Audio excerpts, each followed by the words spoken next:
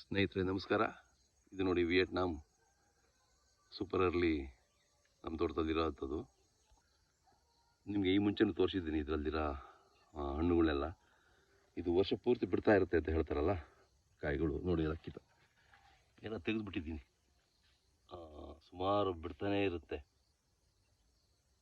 ನಾನು ಬಂದಾಗೆಲ್ಲ ಇಲ್ಲಿ ಪೀಚ್ ಕಿತ್ತಾಕ್ತೀನಿ. ಒಂದು ಕಾಯಿನ ಮಾತ್ರ ಹಣ್ಣಾಗ್ಲಿಕ್ಕೆ ಬಿಟ್ಟಿದ್ದೀನಿ. ನೋಡಿ ಇಲ್ಲಿ ನೋಡ್ತಾ ಇದ್ದೀರಲ್ಲ, ಇದು ಈವನ್ ಅಕ್ಟೋಬರ್ ಕೊನೆ ವಾರದಲ್ಲೂ ಕೂಡ ನಾವು ಹಣ್ಣು ನೋಡ್ಬೋದು. ಇನ್ನೊಂದು 2 ವಾರದಲ್ಲಿ ಇದು ಹಣ್ಣು ಆಗಬಹುದು. ಸೊ ಒಂದು ಮಾತ್ರ ಬಿಟ್ಟಿದ್ದೀನಿ ನಾನು.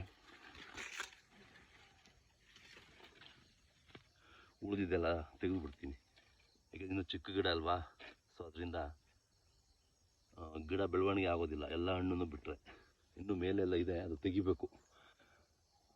ಮೇಲೆ ಸುಳಿವರೆಗೂ ಬಿಡುತ್ತೆ ಇದು ಕಾಯಿಗಳನ್ನ. ಸೊ ಕೆಳಗಡೆ ಬುಡದಿಂದ ಸುಳಿವರೆಗೂ ಎಲ್ಲ ಕಡೆನೂ ಕಾಯಿ ಬಿಡ್ತಾ ಇರುತ್ತೆ. ಸೊ ಅದನ್ನು ನಾನು ತೆಗಿತಾ ಇರ್ತೀನಿ. ನೋಡೋಣ, ಸಾಧ್ಯವಾದರೆ ಸಮಯ ಸಿಕ್ಕರೆ ನಿಮಗೆ ಈ ಹಣ್ಣನ್ನು ಕೊಯ್ದಾಗ